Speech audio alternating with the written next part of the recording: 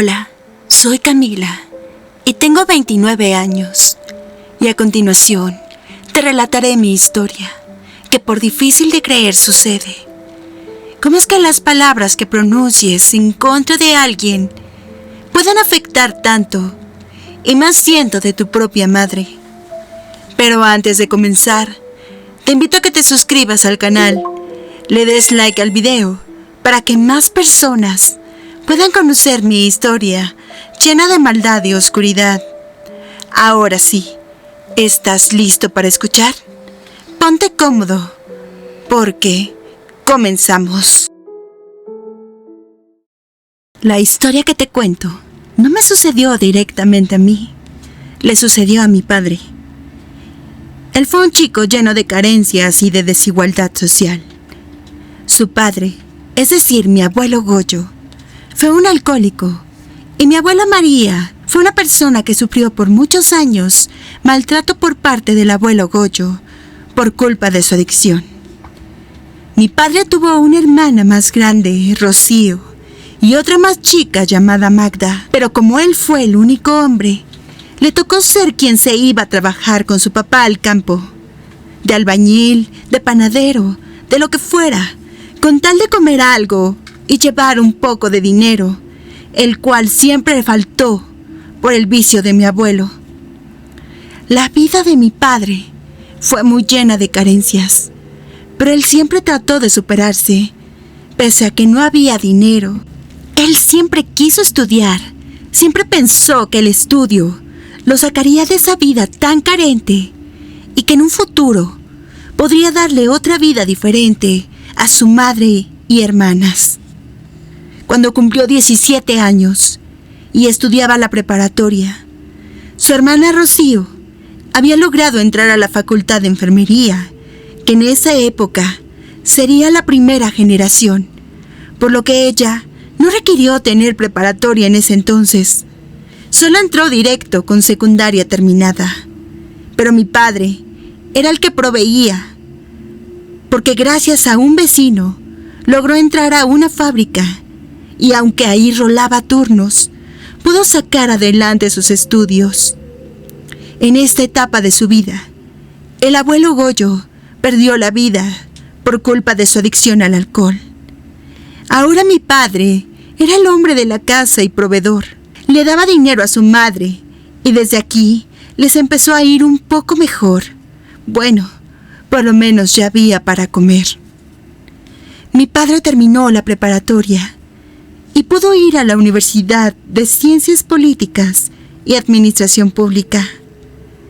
Aunque no podía ir siempre por su trabajo, él se esforzaba por pedir apuntes y estudiar por su cuenta. Y en su generación, al graduarse, logró obtener el tercer mejor promedio de su generación. Entró a trabajar y gracias a que siempre fue una persona muy inteligente, pudo colocarse en gobierno. Empezó desde el puesto más bajo y después fue escalando hasta ser jefe de área. Ahí fue donde mi padre conoció a mi mamá y al poco tiempo se casaron. Todo podría haber sido una historia feliz de superación, pero siempre hay una villana en las historias, y en la nuestra, mi abuela María decidió serlo. Cuando conoció a mi mamá, no le agradó mucho. Le hizo caras y gestos, porque mi padre ya no le daría más el dinero a ella. Ahora le daría el dinero a mi mamá. Desde ahí, los problemas surgieron, porque mi abuela perdió su minita de oro. Aunque mi papá le daba dinero a mi abuela María, no le era suficiente, porque ya no era todo el sueldo completo, sino lo necesario para no desatenderla de sus necesidades. Mi abuela María se encargaba de hablar mal de mi mamá con sus dos hijas para que siempre la vieran mal, y a todos los vecinos les decía que mi mamá era una floja y que lo que tenía de bonita lo tenía de buena para nada. Pero aquí el error más grande de mi papá fue haberse quedado ahí con su madre. El remordimiento de dejarla sola. Decía que él le había jurado al abuelo que vería por su mamá y sus hermanas hasta que ellas se casaran y que él se quedaría ahí con su mamá para cuidarla hasta su vejez. Por ese juramento, mi papá nunca quiso dejar a su mamá y condenó a mi madre a vivir con una suegra mala, en un ambiente poco sano para su relación de matrimonio y de familia, porque cuando nacimos, mis 2 hermanos y yo, mi abuela siempre quiso intervenir en nuestra crianza, y más bien fue para consentirnos y malcriarnos, y hacernos pensar que mi madre era mala y que no nos quería, porque así nos lo decía. Cada que mi mamá nos llamaba la atención, corría a vernos y le decía a mi mamá que nos dejara, que no nos tratara mal.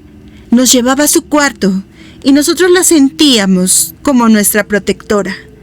Pero era solo para fastidiar a mi madre y a mi padre, porque a él también le hacía lo mismo. Mi madre le insistía a mi papá que nos fuéramos a vivir a otro lado, que a ella no le importaba si era un cuarto de 4 paredes, pero suyo, donde ella pudiera hacer y deshacer. Pero mi padre salía siempre con lo mismo, de que no podía dejar a su mamá. Y lo peor fue cuando mi papá logró tener un buen puesto en su trabajo y comenzó a remodelar la casa, que según mi abuela María, sería para mi padre cuando ella muriera. Así que mi papá contrató arquitecto y se puso manos a la obra en una remodelación que casi consistió en tirar toda la casa y volverla a levantar. Pero quedó muy linda. Tenía cisterna, garage, patio de servicio, sala de televisión, cocina integral, sala con chimenea y comedor nuevo, porque mis padres también invirtieron en muebles nuevos. Yo creo que mi abuela María nunca imaginó ver aquella casa tan humilde que muchos años atrás había sido un cuarto con piso de tierra, convertido en un palacio. Aunque el terreno era pequeño, la arquitectura pudo hacer maravillas con los espacios reducidos. Así que mi papá logró tener mucho después de no tener nada, gracias a su esfuerzo y perseverancia, y también gracias a mi madre que lo ayudó mucho. En la casa solo vivíamos mis 2 hermanos, mis padres, mi abuela María, mi tía Magda y yo. Mi hermano, el más chico, fue el más berrinchudo, y mis padres, al querer corregirlo, tenían muchas peleas con mi abuela María y mi tía Magda, y entre estas peleas de poder, mi abuela arrojó unas palabras muy duras en contra de mi padre. Le dijo que si quería seguir viviendo ahí, tenía que hacer lo que ella decía, y no regañarnos, porque según ella, no le gustaban los maltratos que mis padres hacían con nosotros. Pero yo, que soy la mayor, puedo decirles que mis padres fueron muy buenos. Solo sí nos regañaban duro cuando no queríamos entender u obedecerlos. No nos pegaban por lastimarnos, pero en fin, ella siempre decía eso. Ahora mi abuela decía que esa era su casa, y en otra pelea que tuvieron, le dijo que era un maldito y que lamería la tierra para pedirle perdón, que todo se le volvería sal en las manos y que le deseaba todo lo peor porque era un maldito. Aquí las cosas empezaron a poner muy feas con mi abuela María, ya que trataba a mis padres como si ellos no tuvieran derecho a lo que habían construido, y ella hasta parecía tener demencia, porque mi padre le decía que a él no lo podía correr porque él había construido todo, pero ella le decía: ¿tú construiste? Tú no hiciste nada. Yo esta casa la levanté con mis propias manos y gracias a mis tandas, y ahora quiero que te largues de aquí junto con tu mujer. Cómprate un terreno y construyes unos cuartos, pero aquí ya no los quiero ver. Mi papá sí le respondió en esa ocasión que eso se lo hubiera dicho antes de construir, que ahora que ya había metido mucho dinero en esa casa, no era justo que le saliera con que ya no sería para él. Pero un suceso cambió nuestras vidas. El cambio de gobierno afectó el trabajo de mi padre, por lo que le solicitaron su plaza y se quedó sin empleo. En esta época nos las vimos muy difícil, pero nunca nos dimos por vencidos. Vendíamos cosas para tener dinero. Mi papá tuvo que vender su coche para también tener dinero, porque nada más no lograba encontrar trabajo. Pese a que mi abuela nos corría constantemente, solo tratábamos de sobrellevarla, diciéndole que en cuanto mi papá lograra encontrar trabajo, podríamos irnos. Como verán, ni siquiera mi abuela María sentía compasión por su hijo, que en ese momento necesitaba de ella. Mi abuela no era la madre que en estos casos apoyaría a su hijo para que se levantara de esta mala racha. Con mi papá nos dedicamos a todo para salir adelante, y había veces que teníamos que contar las monedas para poder completar para la comida. Después de tenerlo todo, ahora no teníamos nada. Pero mis padres nunca se permitieron rendirse, y después de 2 años de sufrir por la falta de trabajo y dinero, un ex jefe llamó a mi padre y lo invitó a trabajar con él, porque mi papá era un excelente servidor público que gracias a su honradez siempre fue llamado por las personas con las que trabajó. De ahí nuevamente nos levantamos, porque mi papá siempre ha sido muy buen administrador, una persona trabajadora y luchona, como decimos en México. En esta época, mi papá decidió que compraría un terreno para que por fin nos fuéramos y dejáramos a mi abuela María, que siempre nos trataba mal. Este terreno que compró mi papá es grande, y ahí pudimos montar un negocio, porque mi padre no se permitió solo depender de su trabajo. Poco a poco fuimos pagando ese terreno, y entonces mi papá remodeló la construcción que compró como terreno, y le costó más trabajo, porque aunque volvió a ser servidor público, no tenía una plaza tan buena como la que tuvo en la época cuando remodeló la casa de mi abuela María.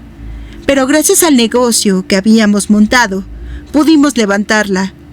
Ahora, con todo lo que les cuento, pueden notar que mi padre, aunque ha sido muy trabajador, muy honesto, muy luchador, sin vicios y perseverante, no ha podido despegar completamente.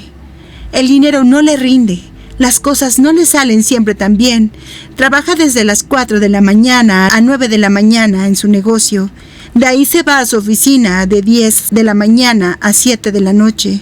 Regresa, come y sigue trabajando hasta las 9 o 10 de la noche en su negocio. Y fines de semana, incluso domingos, trabaja. Él nada más no puede sobresalir. Pero no solo él, también nosotros como hijos sufrimos por la falta de dinero. Lo tenemos, pero no nos rinde, se nos va. Yo, por querer saber qué pasaba, decidí que consultaría con una bruja y le pediría que me abriera los caminos. Esa persona que contacté indagó mucho sobre mi vida presente y sobre mi familia. Recapitulé todo lo que les estoy contando, y ella llegó a la conclusión que la maldición que mi abuela lanzó contra mi padre fue el detonante para que él perdiera su trabajo en ese entonces, que sufriera por la falta de dinero y que le costara trabajo levantarse. Que esta maldición es como si te hicieran brujería, y que este tipo de maldiciones son generacionales y que lamentablemente pasan hasta la 7ª generación. Yo le platiqué a mi papá lo que esa señorita me dijo, pero él no cree en estas cosas. Él piensa que solo el poder de Dios rompe cualquier maldición. Y es correcto, pero a veces necesitamos de otro tipo de ayuda. Yo por mi parte acudo con esta persona, quien me ha hecho limpias para abrir mis caminos, me hace oraciones, y a través de las manifestaciones que hago diariamente, pido que la maldición que mi abuela lanzó contra mi padre se rompa y que las futuras generaciones no sean afectadas, porque esta maldición queda anulada. También he intencionado trabajos de abrecaminos para mi familia, y parece que todo va un poco mejor. He sentido que me va mejor, y trato de ayudarle a mi padre lo más que puedo. Ya lo veo cansado. Él tiene 60 años y ya no tiene las mismas fuerzas. Mi abuela tiene 88 años y está tan fresca como una lechuga.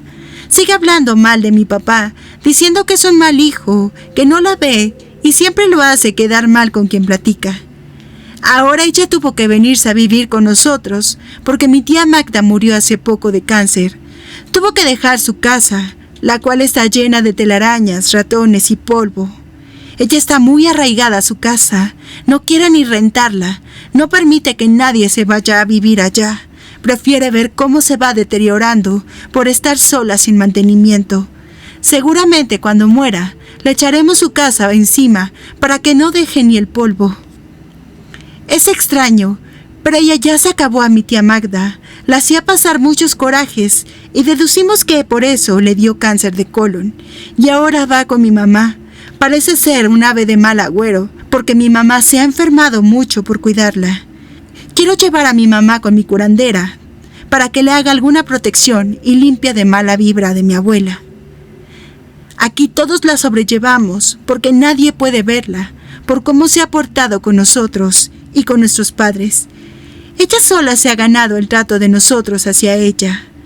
No quiero decir que la maltratemos, pero no sentimos un cariño lindo hacia ella, como mucha gente siente hacia sus abuelitas.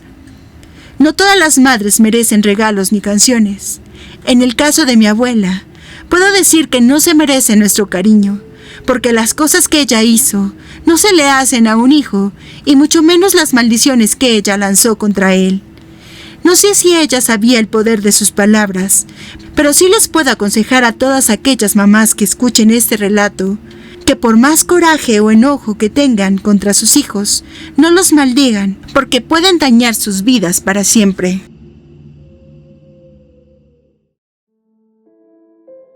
Soy Guillermo, y este año no pienso felicitar a mi madre. No creo que se lo merezca.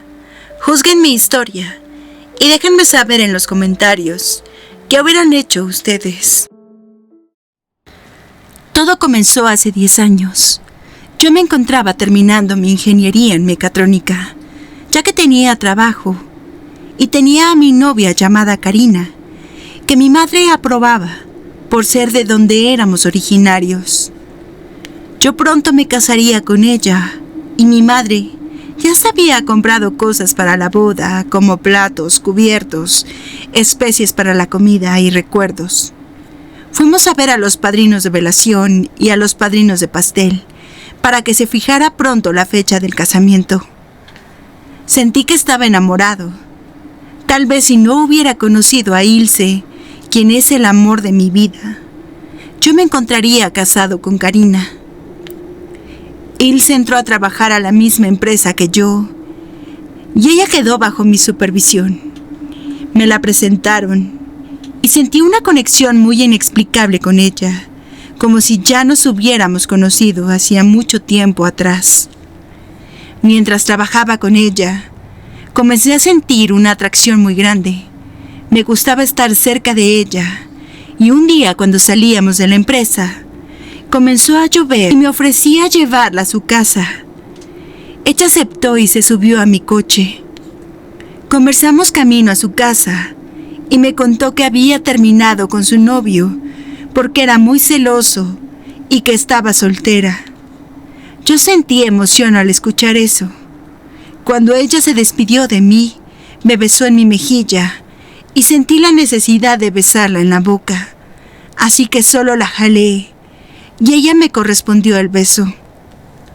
Los días siguientes seguimos saliendo y yo estaba convencido de que no quería nada con Karina y que no me casaría con ella. Así que le dije a mi mamá que no podía casarme y que terminaría mi relación.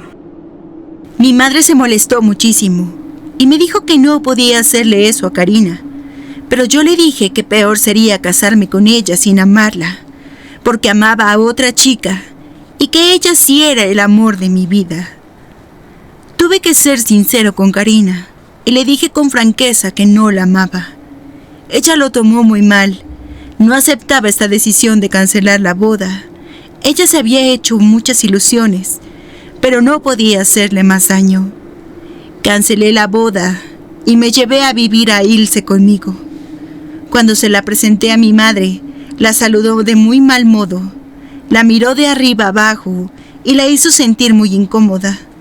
Yo traté de alivianarla presentándolas y diciéndole a mi mamá que Ilse y yo nos amábamos y que viviríamos juntos. Mi mamá no se veía muy contenta con mi decisión, pero Ilse era el amor de mi vida y yo estaba feliz de estar con ella. Ilse quedó embarazada al mes de vivir conmigo y mi madre aún no la trataba con familiaridad. Era muy indiferente y poco amigable.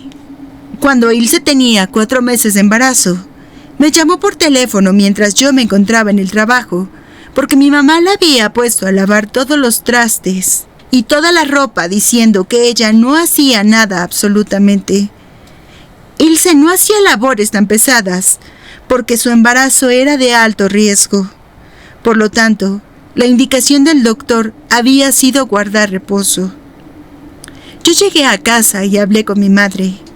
Ella se molestó muchísimo con Ilse y le dijo que era una chismosa, que cómo le gustaba inventar cosas, que ella jamás la pondría a hacer labores pesadas, sabiendo que su embarazo era de alto riesgo. Yo, por supuesto, le creía a Ilse. Sabía que ella era incapaz de inventar una mentira contra mi madre. Ese día no aguanté más y nos fuimos para una casa de interés social que estaba pagando hacía un tiempo. La casa era muy pequeña, pero suficiente para los dos, y fue un respiro muy grande para ambos, porque mi madre ya no estaba ahí para atormentarnos. Nació nuestro hijo, y pasaron 2 años, e Ilse volvió a quedar embarazada. Ahí Dios nos bendijo con una niña. Mi madre, por supuesto, no nos visitaba. Había quedado muy molesta desde que nos habíamos ido de su casa. En ocasiones la llamaba y la saludaba, pero jamás me preguntaba por los niños ni por Ilse. En ese momento yo me volví independiente. Comencé a dar mantenimiento por mi cuenta a pequeñas empresas. Me iba muy bien porque me asocié con un compañero de la escuela. Todo marchaba viento en popa, hasta que un día comencé a presentar mucho cansancio. Pensé que era derivado de tanto trabajo, pero también comencé a presentar temperatura muy alta, mucho vómito y mareos. Un día de repente solo me desmayé y me llevaron de emergencia al hospital. La clínica a la que me llevaron era de un compadre de mi madre, por lo que la atención fue muy personalizada y el doctor me mandó a hacer estudios de inmediato. Lo terrible fue escuchar los resultados, los cuales no fueron muy alentadores. Me detectaron cáncer en la sangre, o también conocido como leucemia. El doctor me dijo que no me preocupara y que todo era cuestión de llevar un buen tratamiento y encontrar a un donador de médula.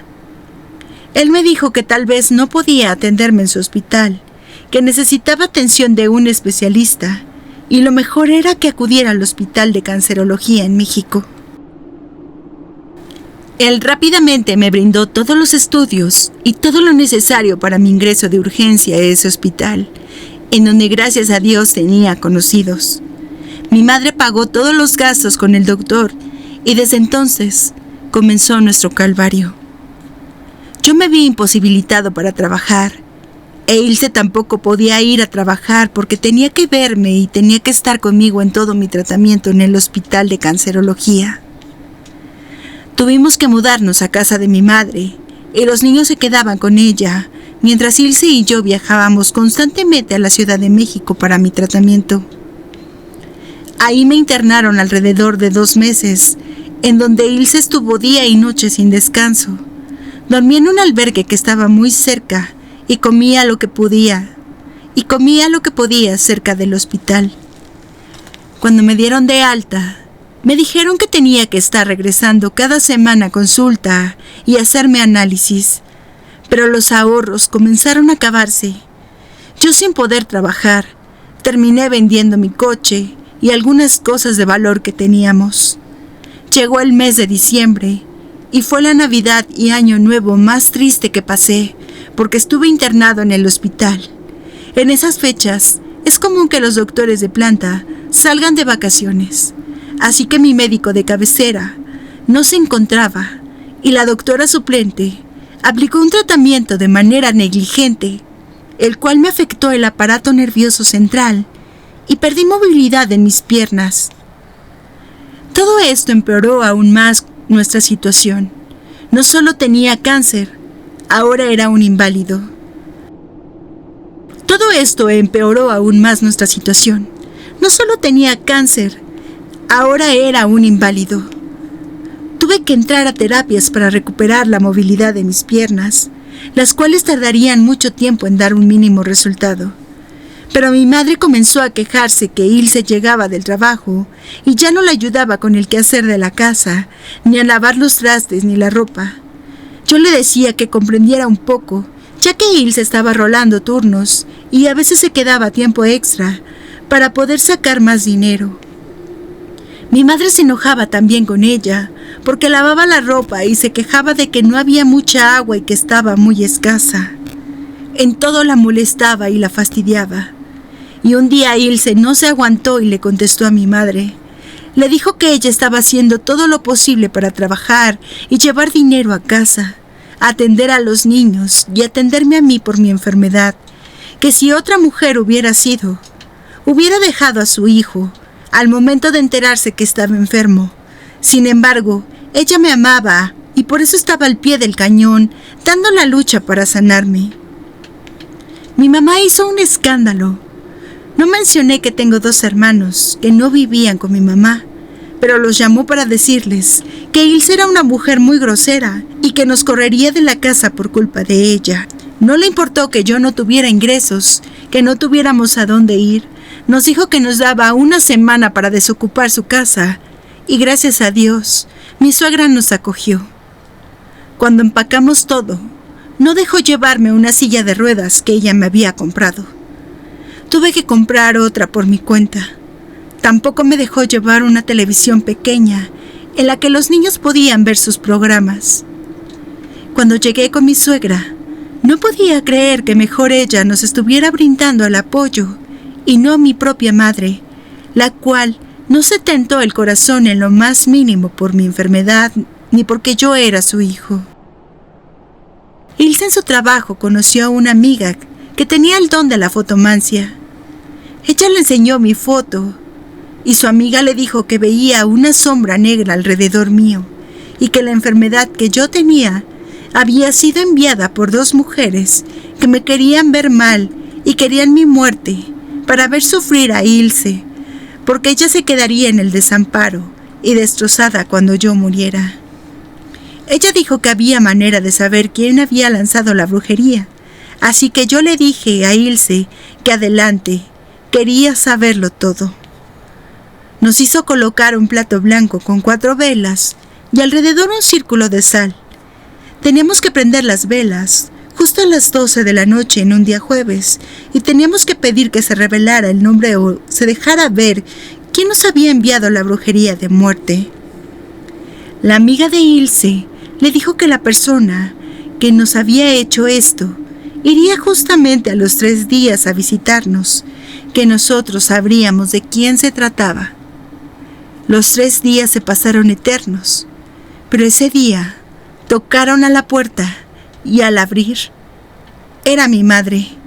Según ella, iba a pedirnos perdón y quería que regresáramos a la casa, que lamentaba mucho haberse portado tan mal y que extrañaba mucho a los niños.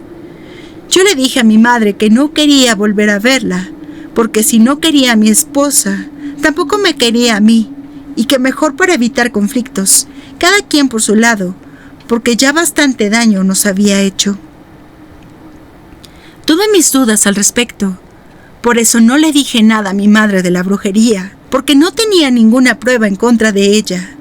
Pero cuando la amiga de Ilse le preguntó sobre los resultados, le contó que mi madre fue la persona que nos había ido a visitar al 3er día. La amiga de Ilse mencionó que eran 2 personas. Ya sabíamos que una de ellas había sido mi madre, pero la otra, ¿quién era?